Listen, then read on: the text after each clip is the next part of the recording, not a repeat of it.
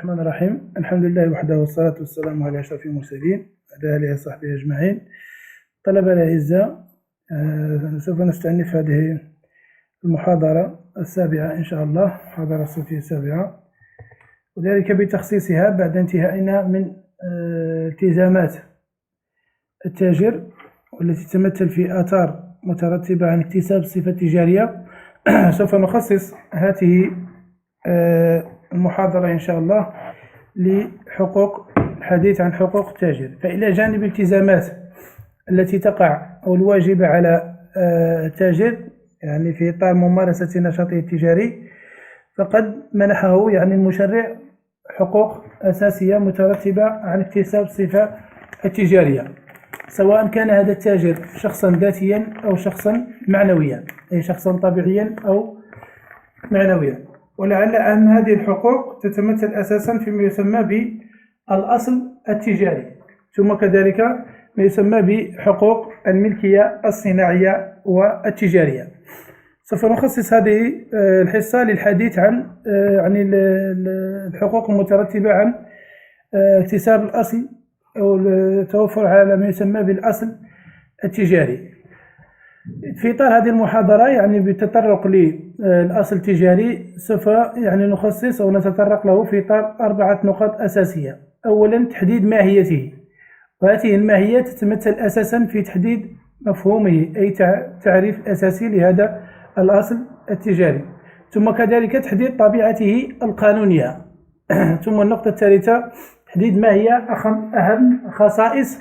الأصل التجاري.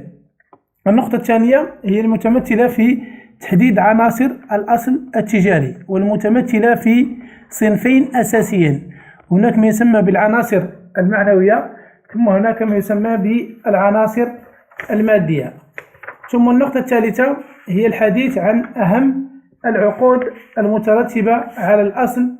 التجاري، وتتمثل أساسا في 4 حقوق أساسية. هناك ما يسمى بالبيع، حق البيع، عقد البيع ثم هناك ما يسمى بعقد الرهن،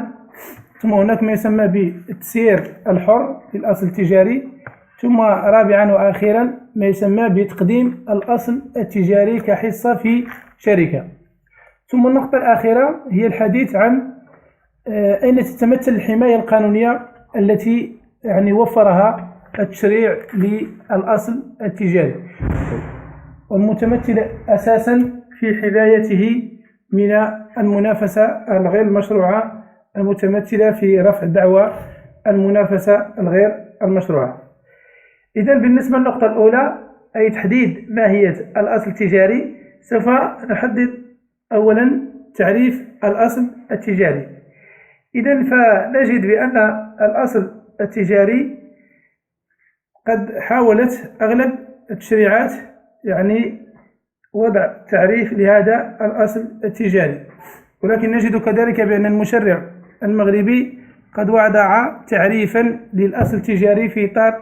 المادة 79 من مدونة التجارة، التي عرفت الأصل التجاري بقولها بأن الأصل التجاري هو عبارة عن مال منقول معنوي يشمل جميع الأموال المنقولة المخصصة لممارسة نشاط تجاري أو عدة أنشطة تجارية. وبالتالي من خلال هذا التعريف يتمثل أو يبرز لنا بأن من أجل ممارسة التاجر لنشاطه التجاري يتعين عليه أن يوفر مجموعة من الأدوات ومجموعة من الأموال، وكذلك من القيم المتنوعة التي تشكل في مجموعة كما سوف نرى ما يسمى بالأصل التجاري. إذن فبالنسبة لتحديد تطور تاريخي لظهور الأصل ما يسمى بالأصل التجاري، فنجد بأن فكرة الأصل التجاري كمفهوم قانوني قد ظهرت في فرنسا في إطار في فترة القرن 19، وبصفة رسمية في إطار القانون الضريبي الصادر في 28 فبراير 1898 الذي نظم عقد رهن الأصل التجاري، وإلى أن شاء قانون 17 مارس 1909 الذي نظم فيه المشرع الفرنسي بيع الأصل التجاري ورهنه وتقديمه كحصة في شركة. ومن القانون الفرنسي انتقلت فكرة الأصل التجاري إلى القانون المغربي الذي نظم كذلك بيعه ورهنه وتقديمه كحصة بمقتضى ظهير 31 ديسمبر 1914. وبالتالي فالواضح بأن هذا الأصل التجاري انطلاقا من التعريف الذي حدده المشرع في إطار المادة 79 بقوله بأنه عبارة عن مال منقول معنوي يشمل جميع الأموال المنقولة المخصصة لممارسة نشاط تجاري أو عدة أنشطة تجارية. وبالتالي فالواضح بأنه هو يتكون من مجموعة من الأموال أو مجموعة من العناصر، منها ما هي مادية ومنها ما هي معنوية، كما سوف يعني نتطرق لذلك ونبرز ذلك في إطار تحديد عناصر الأصل التجاري. وبالتالي فنجد بأنه يعني مفهوم الأصل التجاري هو أوسع من ارتباطه بمحل أو متجر للتاجر، بل هو يشمل يعني المصنع والمكتب وكذلك يعني البنك والمخزن إلى غير ذلك من العناصر يعني الممثلة لأموال منقولة مخصصة لممارسة النشاط التجاري. وهذا الأصل التجاري هو ينشأ كوحدة قانونية مستقلة بمجرد توفر عنصرين أساسيين من العناصر الأساسية للأصل التجاري، كما سوف نرى ذلك في إطار يعني الفقرة الثانية من المادة 79 التي عرفت الأصل التجاري، يعني في إطار المادة 80 من يعني مدونة الأصل التجاري، والتي نصت على أنه يشتمل الأصل التجاري وجوبا على زبائن وسمعة تجارية. وبالتالي فالواضح بأن المشرع المغربي اشترط على العناصر الأساسية أو الممثلة للأصل التجاري كعناصر أساسية التي لا محيد عنها في القول بوجود أصل تجاري، فضروري أن يشمل الزبائن والسمعة التجارية. أما العناصر الأخرى فقد يعني تبرز وقد لا تبرز بالنظر إلى طبيعة يعني مزاولة ذلك النشاط التجاري، ولكن الأساس بأنه ضروري أن يتوفر ما يسمى بالزبائن والسمعة التجارية. بالنسبة لتحديد يعني الطبيعة القانونية للأصل التجاري، فالمشرع المغربي بتعريفه لهذا الأصل التجاري الواضح بأنه قد حدده في إطار اعتباره عبارة عن منقول معنوي، مال منقول معنوي، فهو يتمثل في يعني مجموعة تمثل بأنها يعني عبارة عن مال منقول معنوي. وبالتالي فالواضح بأن تحديد هذه الطبيعة القانونية فقد انقسم الفقه إلى 3 نظريات أساسية. فهناك من اعتبره عبارة عن مجموعة قانونية للأموال أو الذمة المستقلة، ثم هناك من اعتبره عبارة عن مجموعة واقعية للأموال، ثم هناك من اعتبره عبارة عن عبارة عن نوع من الملكية أو ممثلا لنوع من الملكية المعنوية، وهو ما ذهب إليه المشرع المغربي. بالنسبة للفقه الذي نادى باعتباره عبارة عن مجموعة قانونية للأموال أو الذمة المستقلة، فهذا النظر أو هذا التوجه ذهب إليه الفقه الألماني في إطار اعتباره بأن الأصل التجاري هو عبارة عن مجموعة قانونية من الأموال تضم الحقوق والديون الناشئة عن النشاط التجاري الذي يستغل فيه. وبالتالي الواضح من هذه النظرية بأن الأصل التجاري اعتبرته عبارة عن ذمة مالية مستقلة عن الذمة المالية للتاجر، مما يجعله يعني ضمانا للديون التجارية الخاصة به دون الديون المدنية المترتبة على ذمة التاجر. وبالتالي يعني فما يعزز هذه النظرية في إطار يعني تعزيز ما يسمى بالائتمان التجاري، وبالتالي تفادي يعني مزاحمة الدائن العادي للتاجر في باقي ديونه التجارية. كما أن يعني نجد في أن هذا النظر يعني باعتباره مجموعة قانون الأموال انتقدت في اعتبارها بأنها تتعارض مع مبدأ وحدة الذمة المالية للشخص تاجرا كان أو غير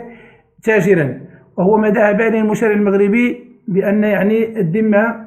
أن للشخص ذمة مالية واحدة تشكل ضمانا لكافة ديونه دون تمييز، بينما إذا كانت مدنية أو تجارية. وبالتالي يعني ما ذهبت إلى تشريعات بأن جميع أموال التاجر بما فيها الأصل التجاري هي ضمانا للوفاء بديونه أيا كانت طبيعتها، وهو ما ذهب إليه المشرع المغربي في إطار الفصل 1241 من قانون الالتزامات والعقود، التي نصت على أن أموال المدين ضمان عام لدائنيه، ويوزع ثمنها عليهم بالنسبة دين كل واحد منهم ما لم توجد بينهم أسباب قانونية للأولوية. وبالتالي لا يمكن التمييز بين وجود يعني ذمة مالية للتاجر ثم هناك ذمة مالية بالنسبة للديون التجارية المترتبة على ممارسة يعني التاجر لديونه. النظرية الثانية هي ما يسمى بالنظرية الواقعية للأموال، فنجد بأن هذه النظرية تعتبر الأصل التجاري في أنه يشكل مجموعة واقعية من الأموال يتم رصدها كلها بهدف تحقيق غرض مشترك يتمثل في استغلال الأصل التجاري نظرا لوجود رابطة واقعية بين مختلف عناصره التي تألفت بقصد الاستغلال التجاري، وبالتالي هو ما يجعله يعني مالا خاصا في ذمة التاجر له كيان مستقل عن العناصر المكونة له، وتخضع من ثم لأحكام مختلفة عن الأحكام التي يخضع لها كل عنصر على حدة كما سوف نرى في إطار تحديد عناصر الأصل التجاري. وبالتالي فيترتب عن اعتبار الأصل التجاري عبارة عن مجموعة واقعية للأموال بأنه يجوز للأصل التجاري أن يكون محل لتصرفات قانونية خاصة تختلف أحكامها عن الأحكام التي يخضع لها كل عنصر من عناصره على حدة. مثلا في إطار يعني رهن الأصل التجاري فقد يكون يعني رهنا رسميا وقد يكون مثلا رهنا حيازيا. وبالتالي فنجد هذه الفكرة باعتبار الأصل التجاري يعني عبارة عن مجموعة واقعية للأموال لم تجد يعني تأييدا من طرف الفقه نظرا لأن هذا الطرح لا يتماشى مع يعني المدلول القانوني أو يعني التوجه القانوني، خصوصا في اعتبار بأن يعني فكرة مجموعة الأموال لا يمكن أن تكون إلا يعني فكرة قانونية ومشتملة على أصول وخصوم ناشئة عن الاستثمار التجاري. وبالتالي فأن القانون لا يعترف بذلك يعني كخدمة مالية مستقلة، يعني اعتبار الأصل التجاري بأنه خدمة مالية مستقلة عن ذمة مالكه من جهة، ومن جهة أخرى لا يشمل إلا على بعض الأصول يعني الممثلة يعني لذمة التاجر دون باقي الأصول الأخرى من عقارات وديون تجارية. وبالتالي فالواضح بأن هذه النظرية نظرية الواقعية فقد انتقدت من طرف الفقه بأنها لا يمكن قبولها على المستوى يعني القانوني. لذلك ظهرت النظرية الثالثة والتي لقت تأييدا واسعا، خصوصا أن المشرع المغربي يعني تبنى هذه الفكرة باعتبار الأصل التجاري بأنه يعني عبارة عن ملكية معنوية. وبالتالي فنجد أن هذه الفكرة حظيت يعني بتأييد غالبية الفقه والقضاء في اعتبار بأن الأصل التجاري هو نوع من الملكية وتتمثل أساسا في الملكية المعنوية التي لا ترد على شيء يعني محسوس مادي معين، بل هي عبارة عن مال منقول يندرج ضمن الذمة المالية لصاحبه ويخوله حق استغلاله والاحتجاج به في مواجهة الكافة عن طريق يعني كافة الديون عن طريق حماية كل من منافسة غير مشروعة، باعتبار بأن صاحب حق الملكية المعنوية لديه ما يسمى بحق الملكية التجارية. وبالتالي فنجد بأن هذا التوجه لنظرية الملكية المعنوية فقد اعتبرت بأن الأصل التجاري هو عبارة عن مال منقول معنوي ليس له في ذاته أي وجود مادي، وإنما يستند إلى فكرة معنوية وليست فكرة مادية ولكن فكرة معنوية مرتبطة بالاستمرار في استغلاله. وبالتالي فإن أي توقف عن مزاولة النشاط التجاري مرتبط به تترتب عنه زواله على خلاف الأشياء المادية التي يعني لا تسقط من ملكيته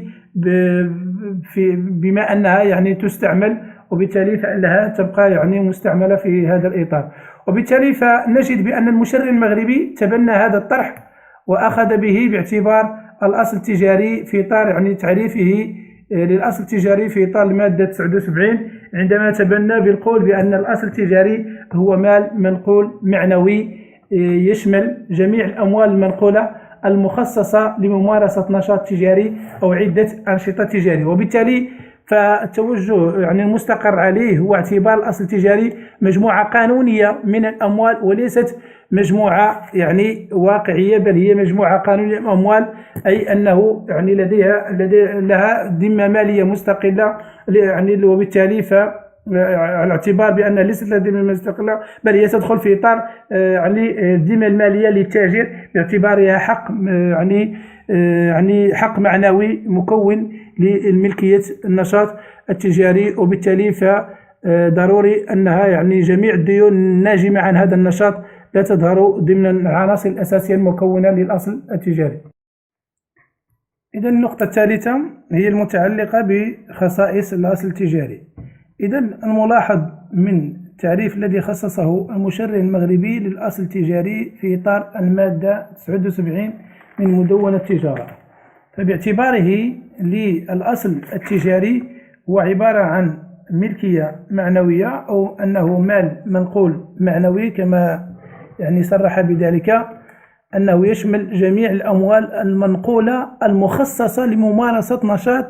تجاري أو عدة أنشطة تجارية. وبالتالي فبقراءة متأنية لهذه المادة يتضح بأن للأصل التجاري يعني خاصيتين أساسيتين. الخاصية الأولى هو أن الأصل التجاري يعني يعتبر مال منقول معنوي، وبالتالي فهو ليس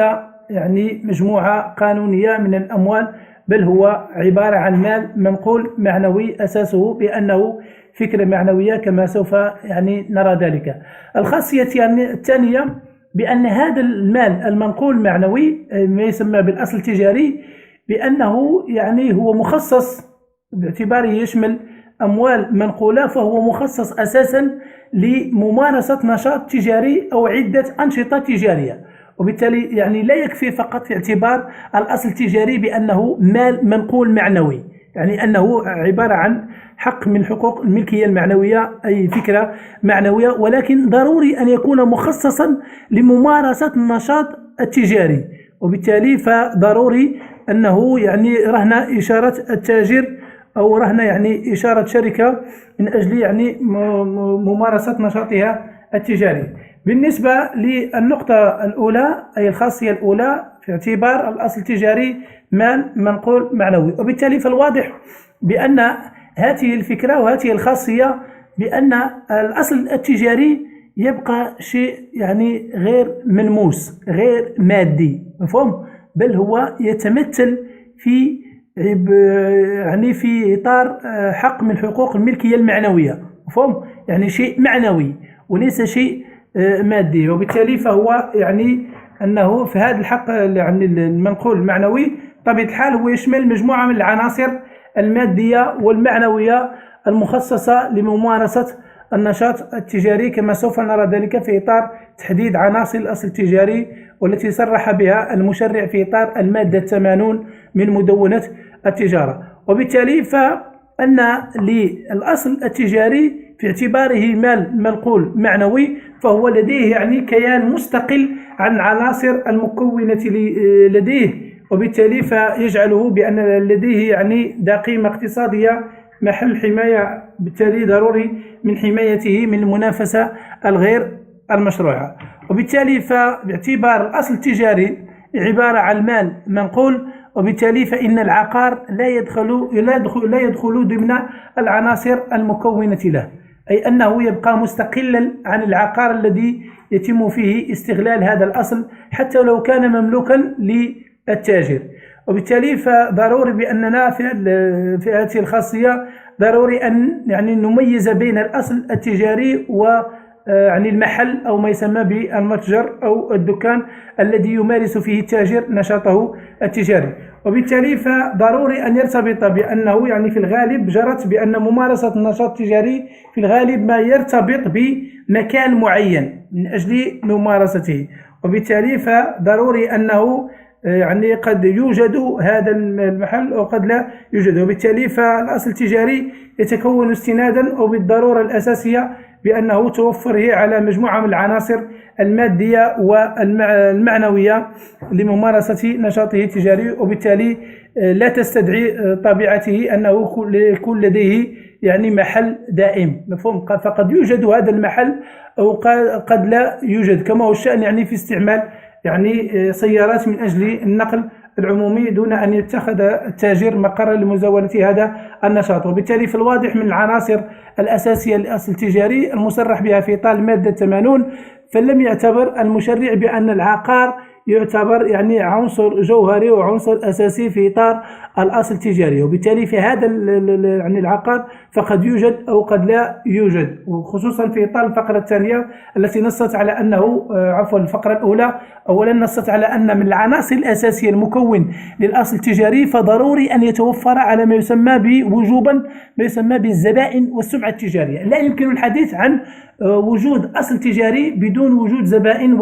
وسمعة تجارية. وبطبيعة الحال الفقرة الثانية نصت على أنه ويشمل أيضا كل الأموال الأخرى الضرورية المخصصة لاستغلال الأصل التجاري كالشعار يعني كالاسم التجاري كالحق في الكراء كالأداة التجاري البضائع المعدات إلى غير ذلك من العناصر التي سوف نتطرق لها في يعني الفقرة الثانية. الخاصية الثانية من خصائص الأصل التجاري إلى جانب اعتباره عبارة عن مال منقول معنوي فضروري أن هذا المال المنقول معنوي أن يكون مخصصا لممارسة نشاط تجاري أو عدة أنشطة تجارية، وبالتالي فضروري بأنه أن يرتبط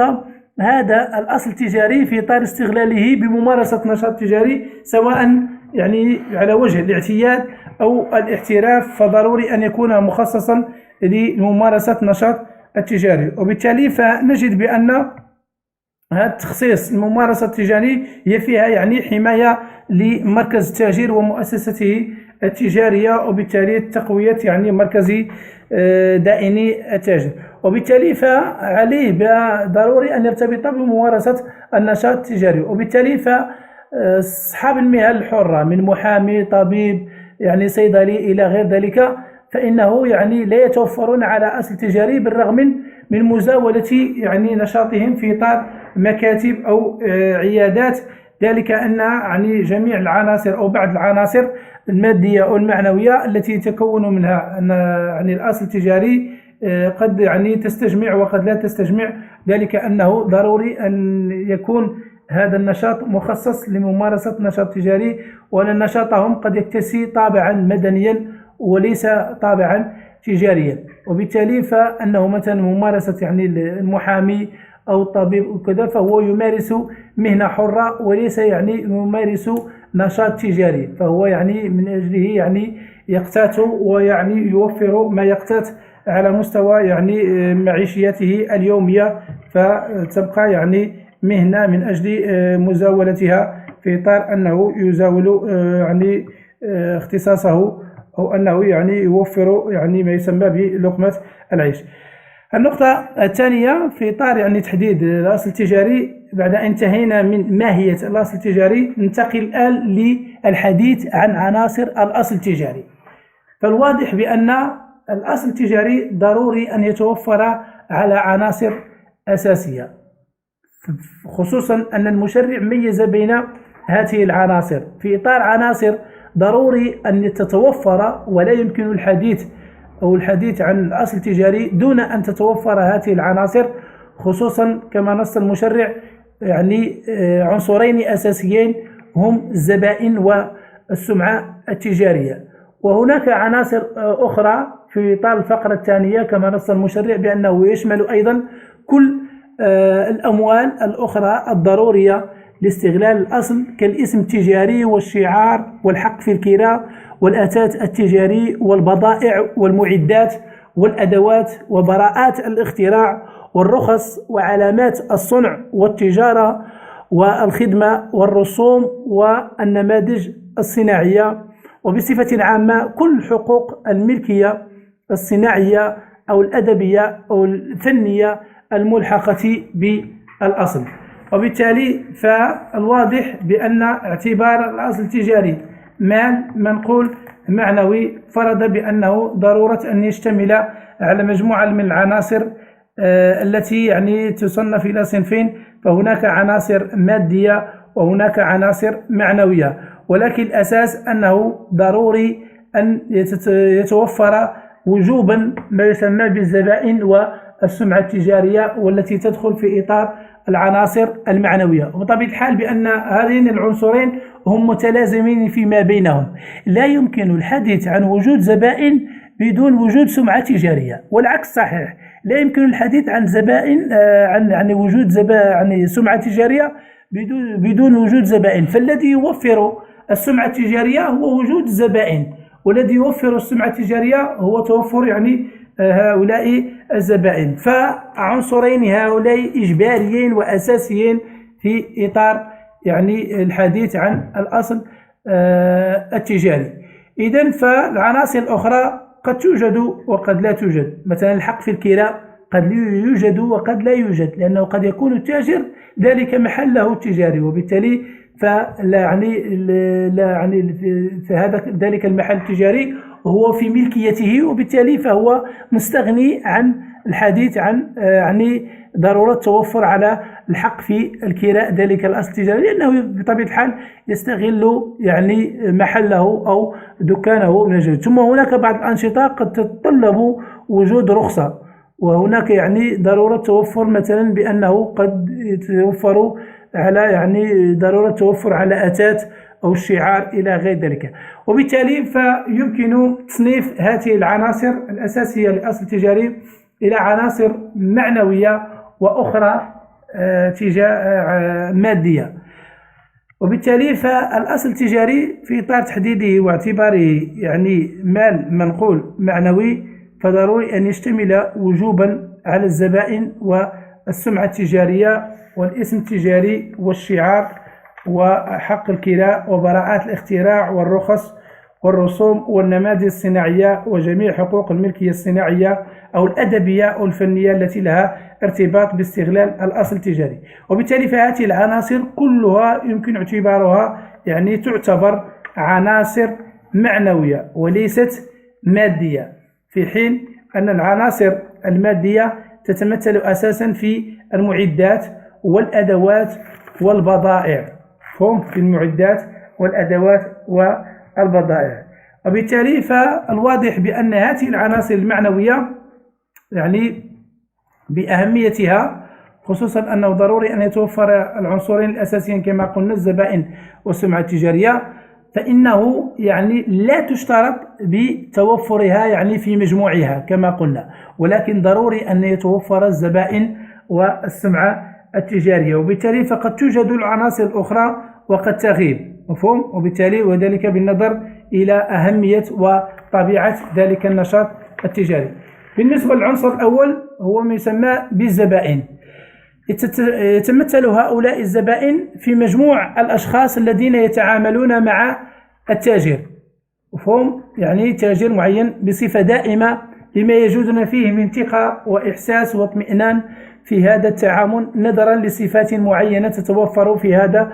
الشخص. وبالتالي يعني الذي يحدد بأنه يعني كلما يعني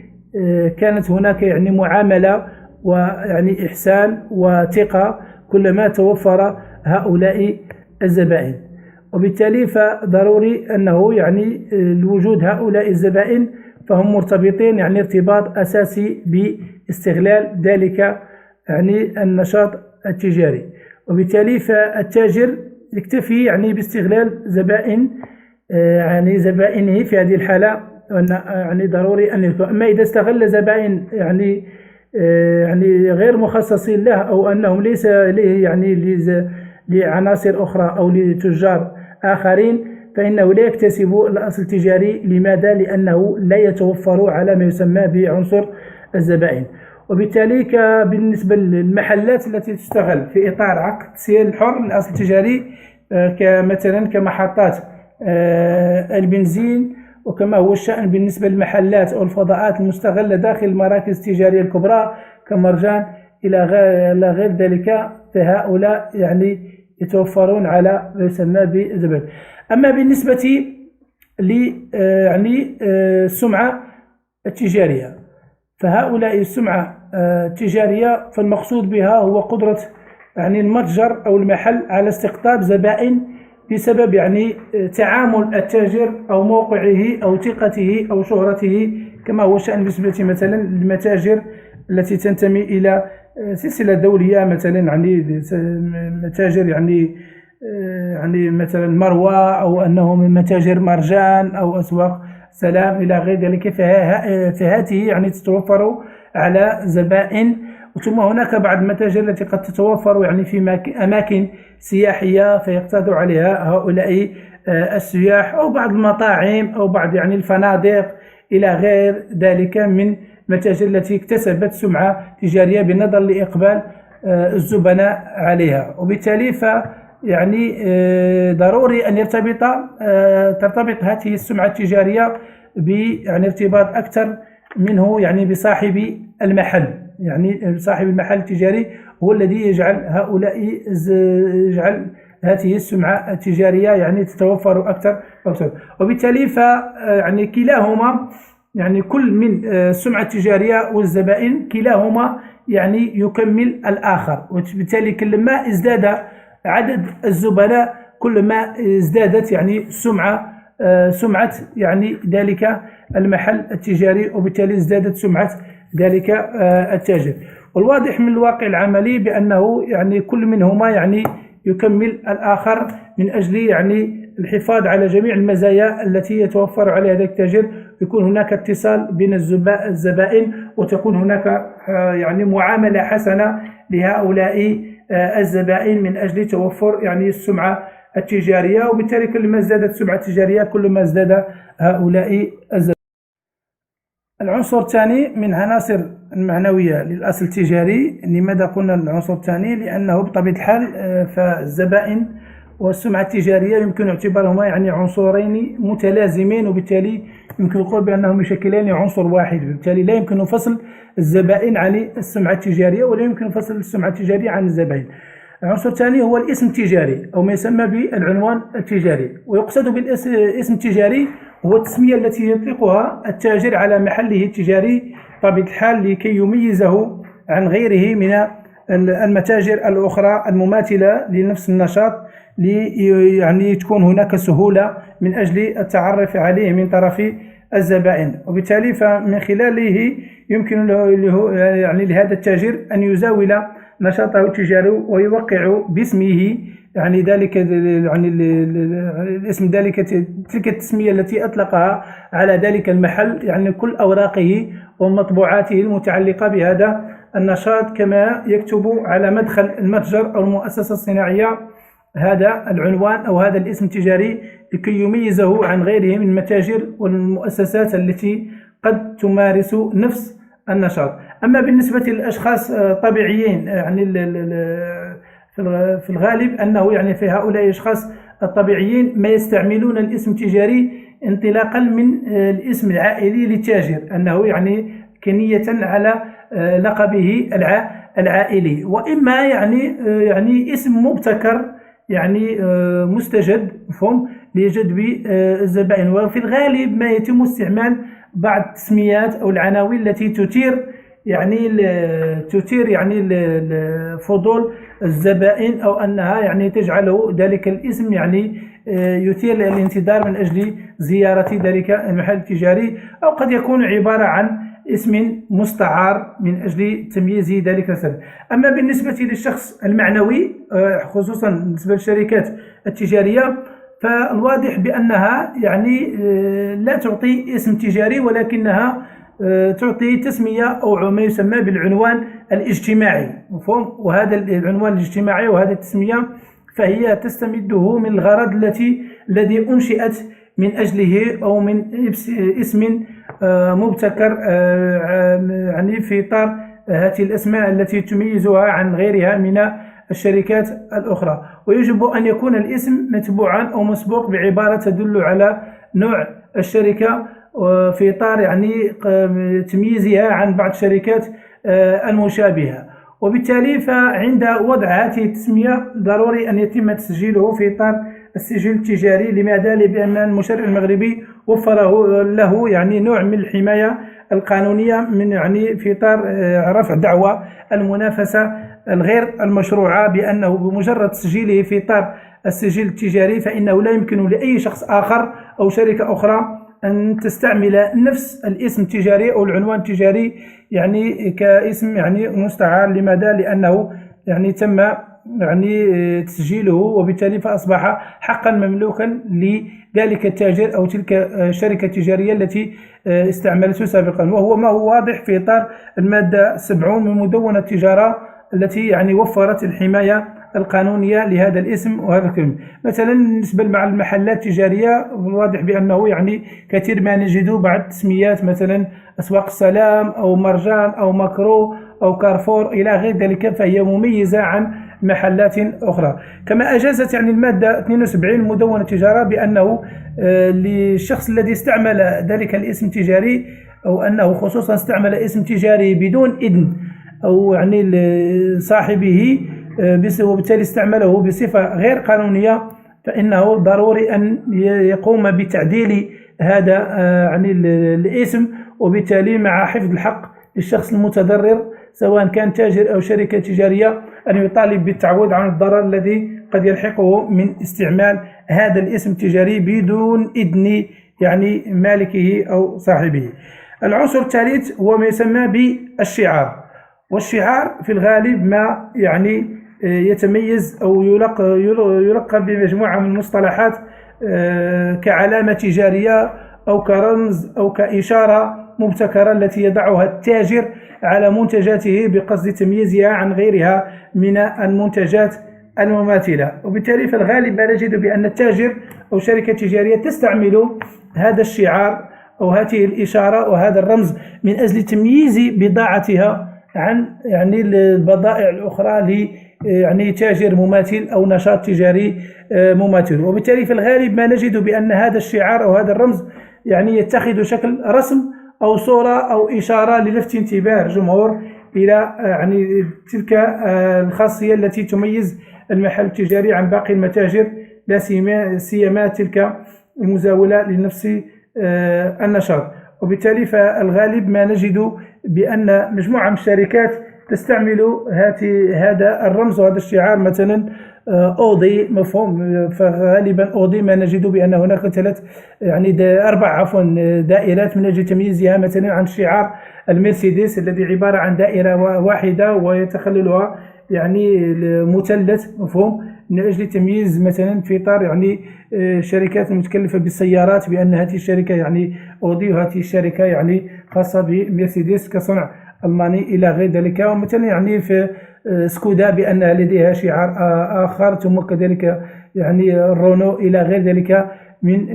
شركات. وبالتالي فنجد أن هذا الشعار أو ما يسمى بالعلامة التجارية يبقى من اختيار التاجر أو الصانع حسب ما يراه مناسبا لنوعية العمل التجاري أو الصناعي الذي يقوم به أو يزاوله، كما أنه ليس إلزاميا بالنسبة للتاجر، لكنه إذا اتخذه فإنه يعتبر عنصرا من عناصر الأصل التجاري، ويمكن أن ترد عليه بعض التصرفات القانونية كما يتمتع بنفس الحماية القانونية يعني المخولة للعنوان التجاري. وبالتالي هذا يكفي يعني من أجل يعني حمايته في إطار يعني المنافسة غير المشروعة. فمجرد يعني تسجيله في إطار يعني استعماله وتسجيله في السجل التجاري فإنه يصبح في إطار يعني الحماية، بالنظر لأن ذلك التاجر هو الذي استعمل يعني الأسبقية في استعماله، وبالتالي اتخذه شعار أو علامة لتمييزه عن البضائع الأخرى. كما يمكن أو ضرورة يعني استعمال هذا الشعار في إطار يعني التمييز، وهو ليس يعني إلزاميا ولكن يصبح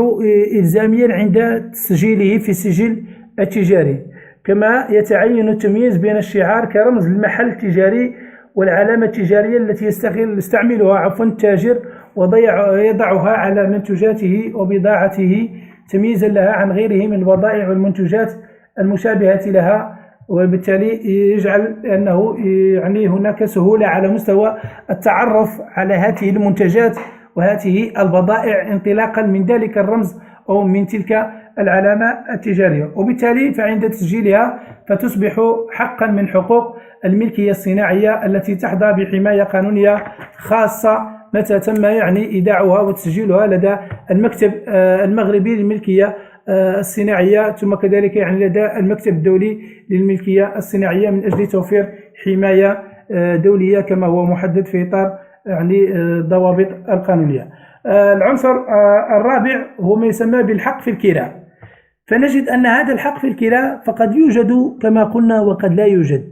ولكنه يعتبر أحد أهم العناصر المعنوية للأصل التجاري، وبالتالي فضروري أن يوجد هذا الحق في الغالب من أجل أن يمارس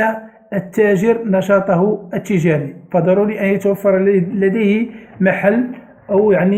مكان أو دكان من أجل ممارسة نشاط تجاري، خصوصا إذ لم يكن لديه أو لم يكن مالكا لعقار مملوكا له من أجل ممارسة نشاطه التجاري، وبالتالي فيلجأ التاجر إلى عقار مملوك للغير من أجل اكترائه واستعماله كمحل مخصص لممارسة النشاط التجاري، فيصبح مكتريا له، وما يولد له ما يسمى بحق الحق في الكراء، وهو عبارة عن حق التاجر لاستئجار العقار الذي يباشر فيه نشاطه التجاري، ويصبح ينتفع من ذلك العقار ويستغله من أجل ممارسة نشاطه التجاري داخل مدة معينة، وبالتالي فيخول هذا الحق في الكراء لصاحب الأصل التجاري الحق في تنازل عن الكراء للغير في الحالة التي يعمل فيها على التصرف في الأصل التجاري. والحق في الكراء ليس عنصرا وجوبيا أو إلزاميا في الأصل التجاري، وإنما كما قلنا قد يوجد وقد لا يوجد، ويرجع السبب في إقرار المشرع للتاجر بالحق في الكراء إلى ضرورة مزاولة نشاطه التجاري في هذا المحل، خصوصا داخل مدة معينة تجعله مكتسبا زبائن داخل مدة معينة، وبالتالي لا يمكن للمكري التجاهل عند رفض تجديد العقد مع انتهاء مدته، وإلا فإنه يصبح معتديا على المكتري. وبالتالي في هذه الغاية نجد بأن المشرع وفر حماية قانونية للمكتري في إطار حقه في الكراء، وبالتالي فالرجوع إلى مقتضيات القانون المتعلق بكراء المحلات المعدة للاستغلال الصناعي التجاري والحرفي، فنجده فإنه يشترط لاكتساب الحق في الكراء مرور 2 سنين على تاريخ إبرام عقد الكراء الرابط بين المكري والمكتري، خصوصا قانون 1649. وبالتالي فإذا كان العقد كتابيا ضرورة أن يكون العقد كتابيا، إذا كان العقد كتابيا فإنه يكتسب الحق في الكراء داخل أجل 2 سنين. أما إذا كان العقد غير كتابيا أي شفويا فإنه داخل 4 سنوات يكتسب الحق في الكراء، ولا يحق لصاحب المحل أن يقوم بمطالبة إفراغ التاجر أي المكري للمحل التجاري إلا بعد مرور تلك المدة الزمنية المحددة. كما نجد بأن المشرع وفر حماية للحق في الكراء في إطار تضمين أو ضمان حق المكتري في إطار تجديد الحق في الكراء، وأنه لا يحق له أن يقوم مطالبة بإفراغه إذا كانت لديه الرغبة على مستوى تجديد ذلك العقد، وإلا فإنه سوف صاحب المحل يكون معرضا للمطالبة بالتعويض عند رفضه لتجديد الحق في الكراء لصالح المكتري. لماذا؟ لأن التساؤل هنا لأنه قد يقوم صاحب المحل باستغلال أولئك الزبائن الذين وفرهم ذلك التاجر، فيرى بأن ذلك الكراء أو خصوصا تلك السومة الكراء لم تعد تساوي شيئا أمام ذلك النشاط التجاري وأمام أولئك الزبائن الذين وفرهم ذلك التاجر، فيرى بمنظوره بأنه لو قام بالطرد أو مطالبة يعني المكري بإفراغ ذلك المحل التجاري وقام باستغلاله في إطار ممارسة نشاط تجاري، فسوف يوفر ربحا يعني أكثر مما يجنيه في إطار يعني تلك السومة الكرائية، وبالتالي فتكون لديه يعني الهدف أنه من أجل استغلال أولئك الزبائن وتلك السمعة التجارية التي وفرها ذلك التاجر في إطار ممارسة نشاط تجاريه، وبالتالي فضرورة أنه لا يكون يعني الإفراغ إلا يعني بعد أخذ رأي يعني المكري، وإلا فإنه سوف يكون مطالبا صاحب المحل يعني مطالبا بتعويضه عن الإفراغ. يعني العنصر الخامس من عناصر المعنوية للأصل التجاري هو ما يسمى بحقوق الملكية الصناعية، وهذه الحقوق يعني متعددة ومتنوعة، فهي عبارة عن حقوق ترد على يعني كل الاختراعات وكل الرسوم والنماذج الصناعية أو على علامات أو شارات يعني مميزة تستخدم في إطار تمييز المنتجات وتمكن صاحبها من استئثار باستغلال ابتكاره أو علاماته التجارية في مواجهة يعني كافة يعني العامة. وبالتالي فنجد بأن هذه الحقوق هي عبارة عن مبتكرات يعني جديدة تتمثل في اختراعات أو نماذج أو رسوم تجارية، وتتمثل هذه الحقوق أساسا في ما يسمى ببراءات الاختراع والرسوم والنماذج الصناعية، ثم كذلك العلامات التجارية. بالنسبة لبراءات الاختراع، فالمقصود بهذه البراءات هي تلك الرخصة أو الشهادة التي يمنحها القانون لصاحب ابتكار أو اختراع يعني جديد متمثل في إنتاج صناعي جديد أو اكتشاف لوسائل جديدة للحصول على إنتاج صناعي قائم أو نتيجة صناعية موجودة أو تطبيق جديد لوسائل معروفة للحصول على النتيجة أو إنتاج صناعي، وبالتالي فتخول له يعني احتكار ذلك الاختراع داخل مدة معينة. وبالتالي فنجد بأن هذه الرخصة أو الشهادة هي عبارة عن وثيقة يمنحها المشرع للمخترع اعترافا بالمجهود الذي بذله من أجل إخراج اختراعه إلى حيز الوجود، ويمكنه بواسطة هذه الوثيقة استغلال ابتكاره وإثبات حقه المعنوي عليه، ويجوز له أن يستغله بنفسه أو يتنازل عنه للغير مقابل التعويض. وهذه الوثيقة يعني الممثلة لبراءة الاختراع في إطار يعني رخصة وشهادة تمنح من لدن المكتب المغربي للملكية الصناعية والتجارية بقيام صاحب ذلك الاختراع بتسجيله لدى هذا المكتب من أجل توفير يعني حماية قانونية، وتخول لهذا يعني صاحبها بأنه يحق له يعني استثماره أو تفويته للغير وحمايته من كل منافسة غير مشروعة كالتزييف أو التقليد إلى غير ذلك من الاستعمالات غير مشروعة. وبالتالي فنجد بأن هذا العنصر أي براءة الاختراع هو عنصر من عناصر الأصل التجاري تنتقل معه يعني في حالة تفويته متى سجلت باسم يعني المالك البائع. وبالتالي فهذه البراءة يعني براءة الاختراع فهي تمثل يعني حق يعني أو عنصر معنوي من العناصر المكونة للأصل التجاري، فيجوز له يعني قد يستغله بنفسه يعني صاحبه أو يتنازل عنه للغير طبيعة الحال مقابل يعني تعويض معين. يعني النوع الثاني من حقوق الملكية الصناعية هو ما يسمى بالرسوم والنماذج الصناعية، فنجد بأن هذه الرسوم خصوصا ما يسمى بالرسوم يمكن أن نميز بين الرسوم الصناعية والنماذج الصناعية، فنجد بأن هذه الرسوم والنماذج هي في مجملها عبارة عن يعني مبتكرات جديدة ذات طابع فني بطبيعة الحال، مفهوم عبارة عن طابع فني كما سوف نرى بأنها تتمثل في صور أو خطوط إلى غير ذلك، فهي عبارة عن إبداع فني يجعل المواد المنتجة أكثر رونقا وجمالا، وبالتالي يجعلها أكثر تداولا يعني في الأسواق. فبالنسبة للرسم الصناعي فيتمثل في الغالب في إطار يعني زخارف أو خطوط أو صور يعني قد تكون ملونة أو غير ملونة توضع على المنتوج بشكل فني، سواء تم ذلك بطريقة آلية أو يدوية، مثلا كالرسوم التي توضع على الأقمشة، مفهوم، على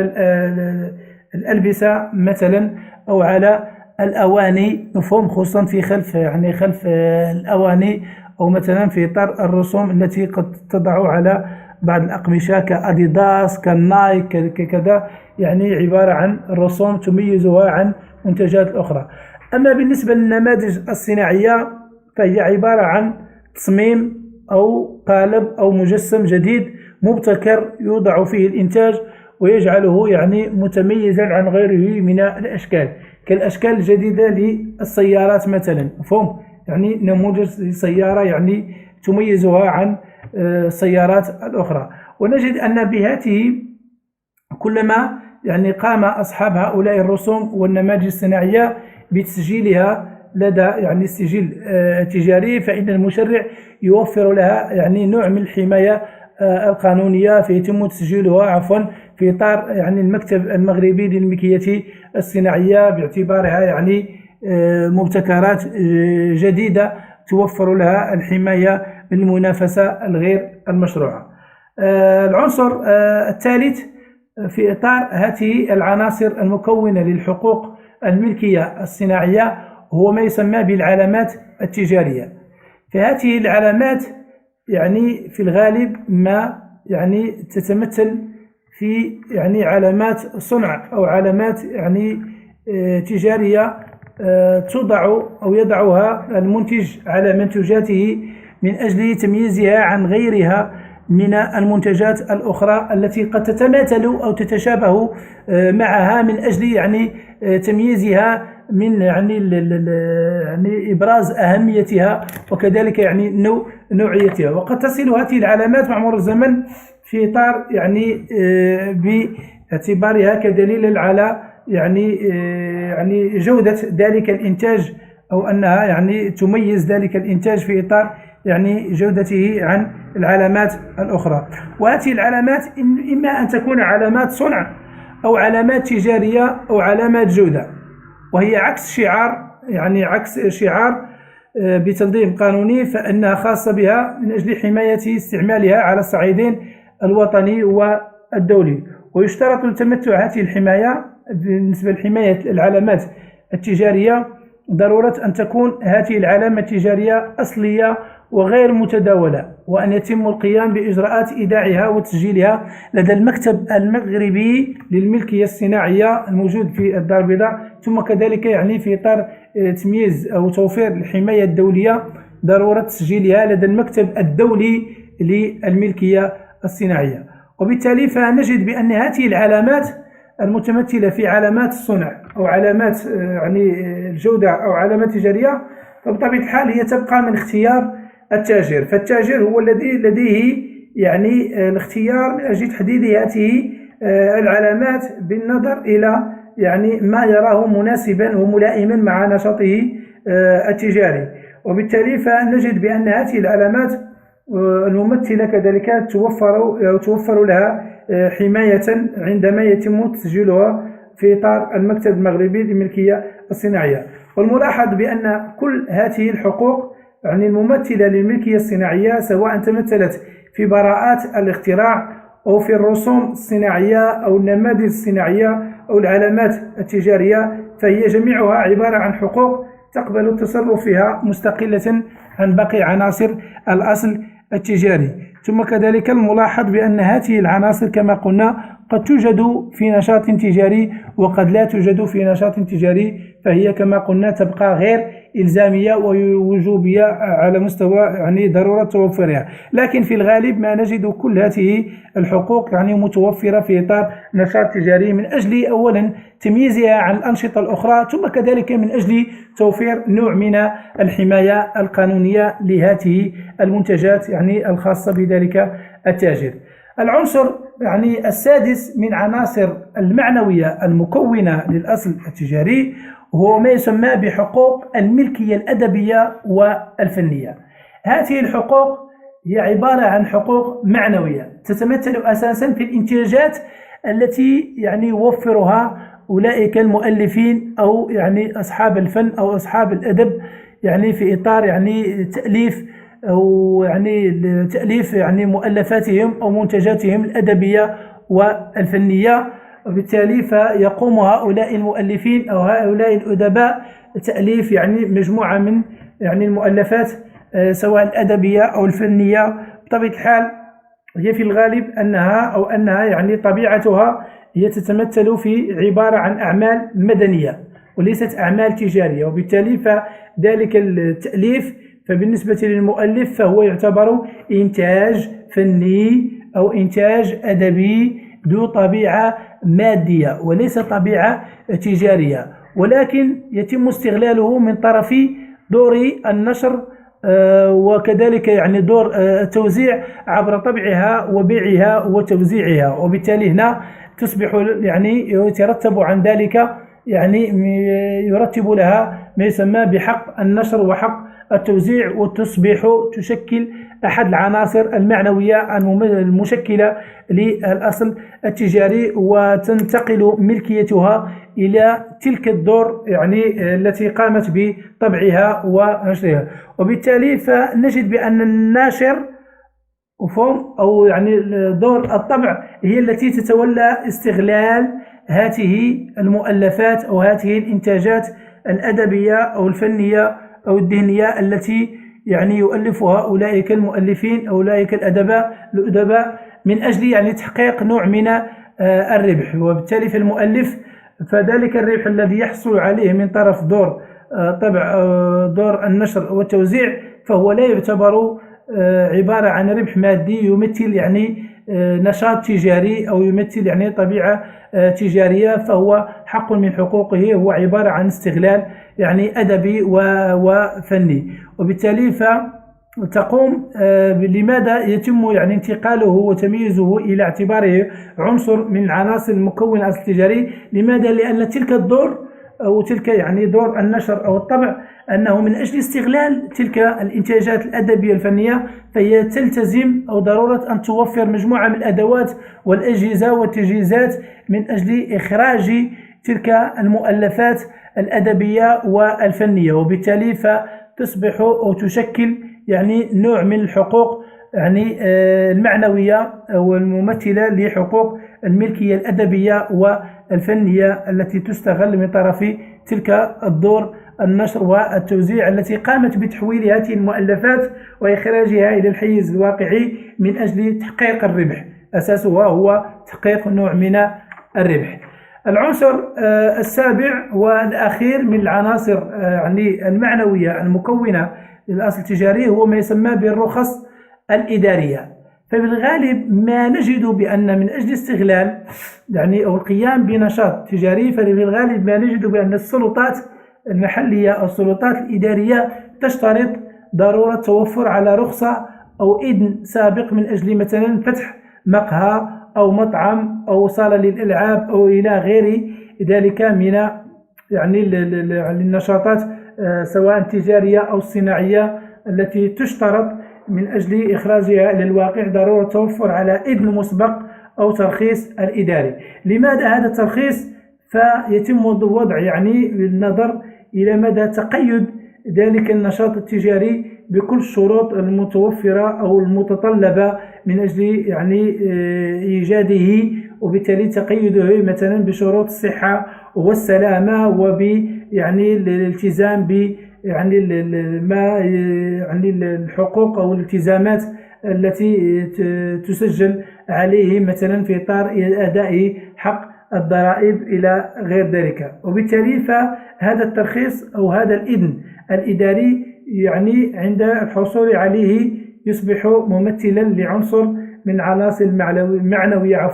للأصل التجاري، والذي ينتقل معه في إطار حالة تفويته بعد موافقة الإدارة المختصة، وبالتالي ضرورة القيام بتسجيله في إطار المكتب يعني المغربي للملكية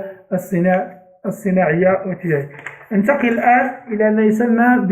بالعناصر المادية للأصل التجاري. تتمثل هذه العناصر أساسا في مجموعة من المنقولات التي لديها طابع مادي، والتي تتمثل أساسا في المعدات والأدوات والبضائع وغير ذلك من يعني المنقولات المادية التي يتطلبها التاجر من أجل استغلال نشاطه التجاري. فيعني أن التاجر في الغالب يحتاج إلى مجموعة من المعدات والآلات والبضائع من أجل استغلال وإيجاد يعني نشاطه التجاري واستغلال الأصل التجاري. أما العقار الذي يشتغل فيه الأصل التجاري فهو لا يدخل ضمن العناصر حتى لو كان مملوكا لصاحب هذا الأصل، بحيث يظل مستقلا عن القواعد التي تحكمه. وبالتالي فإن التاجر إذا كان مالكا للعقار الذي يشتغل فيه يعني الأصل التجاري فإنه يبقى مالكا له إذا باع ذلك الأصل ما لم يعني ينص العقد على شمول البيع للعقار. أما إذا نص العقد على شمول البيع للعقار فإنه ينتقل ذلك العقار مع العناصر الأساسية لذلك الأصل التجاري. وبالتالي فتتمثل هذه العناصر المادية في كما قلنا مجموعة من المنقولات المادية الملموسة الضرورية من أجل استغلال الأصل التجاري، والمتمثلة أساسا في المعدات والآلات والأدوات والبضائع التي يتطلبها يعني التاجر من أجل استغلال نشاطه التجاري. أولى هذه العناصر هي ما يسمى بالمعدات والأدوات، فيقصد بها يعني كل الأشياء المادية المنقولة المستعملة في الاستغلال التجاري أو الصناعي والغير معدة طبعا للبيع، مثلا كآلات تصنيع كالعربات كالمكاتب يعني الخزائن إلى غير ذلك من يعني الأدوات الأساسية المستعملة في إطار نقل البضائع أو نقل العمال والمستخدمين ويعني المخصصة لممارسة النشاط التجاري. ثم كذلك يدخل في إطار هذه الأدوات وهذه المعدات كل التجهيزات اللازمة لممارسة النشاط التجاري أو الصناعي كالمكاتب والكراسي والآلات يعني الكاتبة وأجهزة الكمبيوتر وغيرها من الأدوات التي تكون متواجدة بالمحل التجاري بغرض البيع ومن أجل التصنيع بغرض البيع، فإنها تدخل في إطار يعني البضائع مما يجعلها قابلة للرهن بشكل منتقل عن الأصل التجاري وفق ما هو نص عليه في إطار الفصل الأول من باب الثاني من الكتاب الرابع من مدونة التجارة. وبالتالي فنجد أن المشرع المغربي أنه يعني ضروري أن تخصص هذه الأدوات وهذه المعدات من أجل استغلال ذلك النشاط التجاري ويتم استعماله في إطار استغلال الأصل التجاري. في الغالب أنه يعني تحتفظ كأدوات من أجل استغلالها في إطار يعني استغلال ذلك النشاط التجاري أو مخصصة لممارسة ذلك النشاط التجاري. وبالتالي فنجد بأن المشرع أوجد هذه العناصر أو نص عليها أنها يعني في كعناصر يعني في الغالب ما يحتاجها التاجر من أجل يعني ممارسة نشاطه التجاري.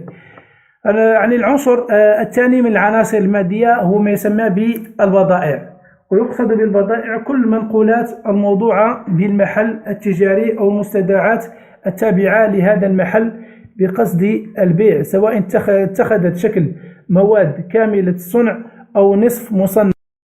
سواء اتخذت يعني هذه المنقولات سواء يعني اتخذت يعني شكل مواد كاملة الصنع أو نصف مصنعة أو عبارة عن مواد أولية والتي يعني ضروري أنه يعني في الغالب ما ينصب عليها في إطار تخصيصها لممارسة ذلك النشاط التجاري. والواضح بأن هذه العناصر تعتبر ذات قيمة يعني جوهرية وأساسية في تقدير يعني مالك أو مشتغل الأصل التجاري كتجار يعني المواد الغذائية أو كذلك، فإنها لا تعد كذلك بالنسبة للأبناق ومقاولات النقل ومكاتب الأعمال التي ترتكز يعني أنشطتها على تقديم الخدمات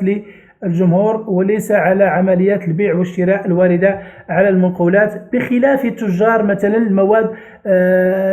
الغذائية التي يعني تشكل يعني في تقديرهم يعني قيمة كبيرة وضرورة توفرها هذه البضائع يعني في إطار ممارسة ذلك، وهي تصبح يعني جوهر ممارسة ذلك النشاط التجاري. كما نجد بأن هذه البضائع ليس من العناصر يعني الثابتة أو يعني الدائمة في تكوين الأصل التجاري، لكونها معدة للبيع وخاضعة للتغيير، وبالتالي لا تبقى يعني دائما مقيدة بذلك التاجر في إطار ممارسة نشاط تجاري، بل أنها يعني